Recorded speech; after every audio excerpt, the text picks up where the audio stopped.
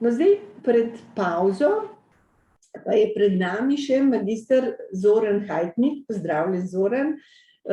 Zorana smo povabili ne samo kot nagrajenca društva, ki je seveda eden od najbolj aktivnih članov društva, ampak predvsem kot odličnega mediatorja in nekoga, ki ima res rad mediacijo. In večkrat sem slišala Zorana povedati, zelo je težko in nimam časa in vse, ampak nekaj, kar res rad delam, to je, rad mediram. Tako da znanega odvetnika, trenerja in mediatorja pozdravljam in prosim, da nam pravzaprav razkriješ, zakaj tako rad mediraš, Zoran. Izvoli. Torej, tako rad mediram zaradi denarja, zaradi tega, ker za jahto in za vikende in za vse to potrebuješ veliko denarja, ki ga z advokaturo ne moreš doseči, ampak samo v mediaciji. Hecam se seveda. Vse vas lepo pozdravljam, se zahvaljujem organizatorjem tega res lepega jubileja. Ne more človek verjeti, kaj vse je mogoče doseči v 15 letih in brez mam, stricev iz ozadja, botrov, tet in to ne bi uspelo, tako da vsem tudi jaz čestitam na začetku in sem tudi vesel, da sem lahko en del tega mozaika in hvaležen.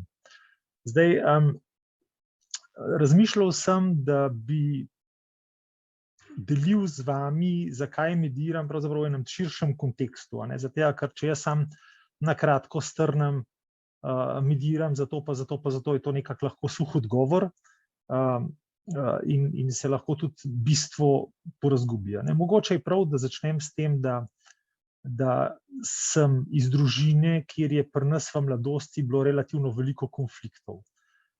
In starejši, ki sem bolj razmišljam, kaj v življenju počnem, vidim, da se ukvarjam s špetiri na tak in drugačen način. To pomeni, delam kot odvetnik. Vsi veste, da je to eden najbolj prepoznavnih poklicev, kjer se soočamo z dnevnimi konflikti. To pomeni ne samo stranke, ampak tudi mi potem strankam bojo plačale, pa sodniki, če bojo preložili obravnave, pa tako naprej. Potem sem v mediacijah, pravzaprav je reševanje konfliktov, alternativno reševanje konfliktov, pa tudi predavam, me teorija konfliktov zanima in je pravzaprav to stvar, ki me najbolj privlači.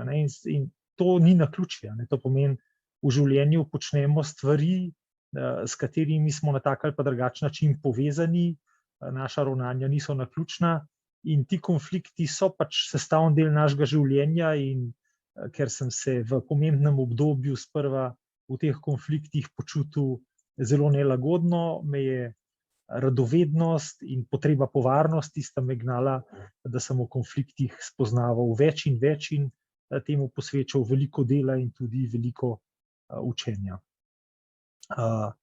In kasneje sem ugotovil ob moji osebni rasti, v kateri bom mogoče tudi še uspel kakšno besedo povedati, to, da sem kot majhen fant sprejel odločitev, da jaz ne bom drugim nevaren, ampak da bom drugim zagotavljal neke oblike varnosti.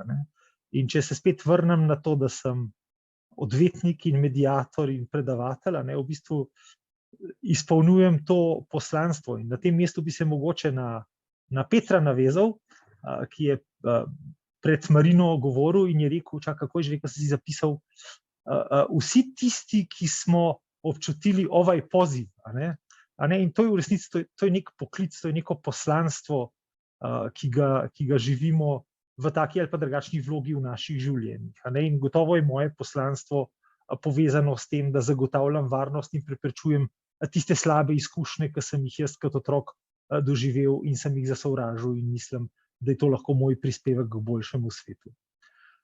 In ko sem torej se spoznal s pravom in potem zašel leta 1993 v odvetništvo, sem ugotavljal, da lahko varnost dajem samo eni strani v sporu in to mi je bilo v tisti fazi popolnoma dovolj, do čudežnega leta 2002, ko sem, jaz ne vem, če se Gordana spomniš, ne bom na glas povedal, kdo so bile stranke, ampak jaz sem se prvič udeležil mediacije in sem se počutil popolnoma nemočnega, izigranega.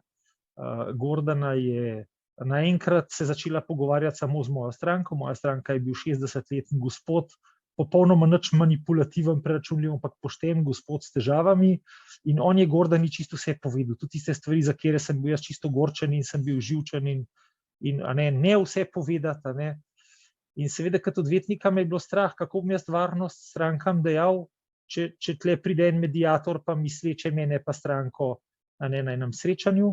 In kaj sem naredil? Hops, prvo izobraževanje, ki je bilo, sem se izobrazil leta 2004 za mediatorja. In to je pravzaprav začetek poti moje osebne rasti. Jaz sem prvič v življenju doumel, da je premagovanje samo en način reševanja konfliktov in da ni tvoren. Če uspeš v sporu, si premagal nasprotno stranko, in če ne uspeš v sporu, si premagan, in iz tega razviti naprej nekaj več je popolnoma nemogoče. Mediacija je po drugi strani se pokazala za izredno topo človeški način, kjer so stranke, ki so bile benigne, to pomeni, da so res s pravo voljo pristopale v te konflikte, so lahko dosegle čudeže. To pomeni veliko, veliko več, kot bi lahko dosegle, če bi ne prišle v mediacijo. Hkrati s strankami sem pa zlasti rastel tudi jaz. Tudi jaz sem začel spoznavati, kaj so moje potrebe. Jaz do mediacij sem vedel sam, kaj hočem, nisem pa vedel, zakaj. In da vam povem primer iz tega tedna. Moji fantje so zelo odrasli, se poslavljajo od najstniških let in zdaj so v fazi, ki želijo biti atletski in uspešni, in je en od njih prinesel, dam tisto, 5-kilsko, ali kaj pa jaz vem, kakšna je una posoda ogromna tistih proteinov, ki jih imajo vsi mulci, ko v fitness hodijo. In te drugega motil, ker je ta 5-kilska posoda zasedala prostor na ponku, na pultu, kjer si pač ni mogel pripravljati. In med njima se je hipoma razvnel prepir o tem, to umaknem, ne bom umaknil, to umaknem, ne bom umaknil.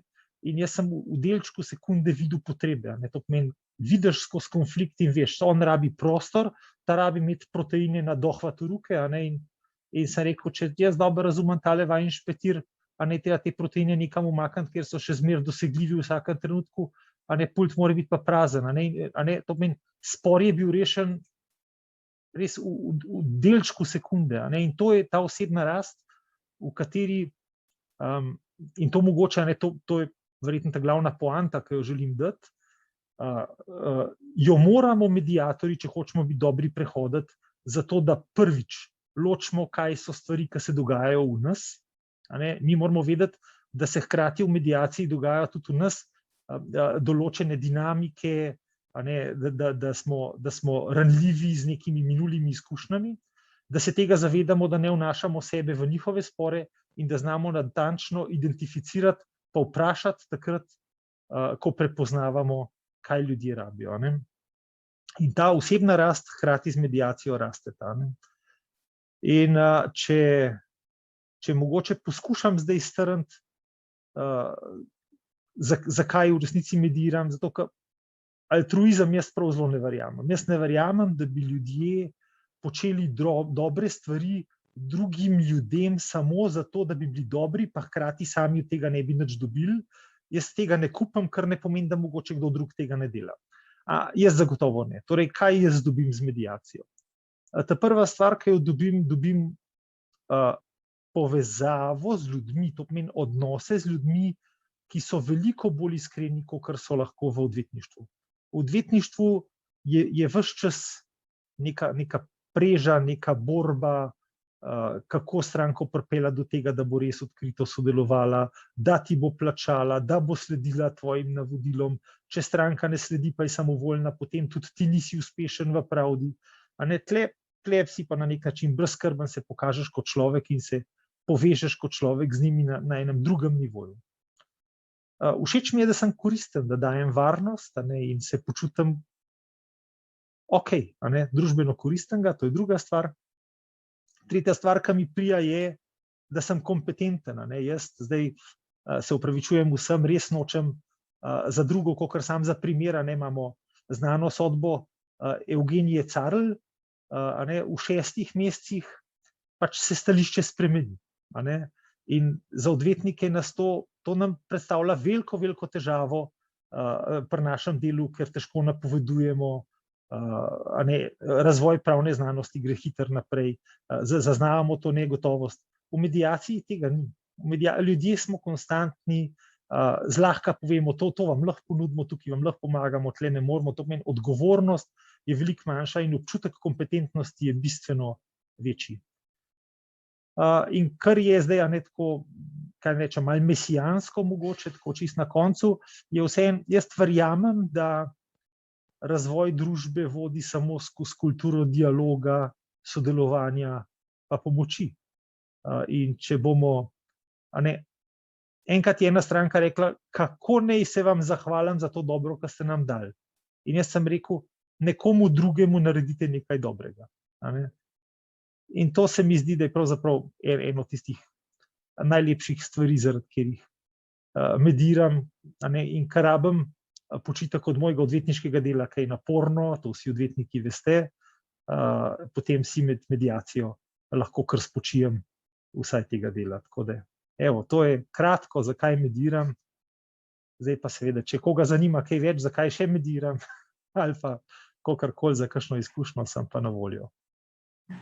Hvala, Zoran, hvala za to, ta iskreni nastop, te tvoje osebne misli, tudi nazadnje, kako si se razvijal kot človek. In seveda sem vesela slišati, kako ti je pri tem celo pomagala mediacija in to, kar si se kot mediator in seveda tudi trener naučil na tej poti.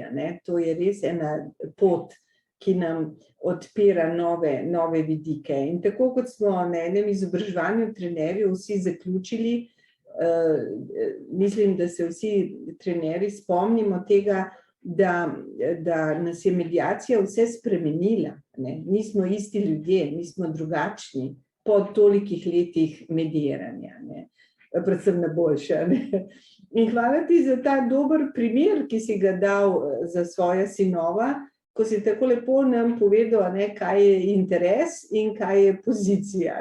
Hoče imeti prostor, daj mi tukaj, ne dam ti, bom jaz ta pult uporabil in seveda ti potem lepo si njihove želje povedal, njihove interese in se je to rešilo zelo hitro, ker se nisi pustil, da bi se stvar zaostrila na biti, ampak ste šli na ravnanja. Tako da prav en tak krasen primer, v enem stavku, kaj je bistvo mediacije. Hvala ti.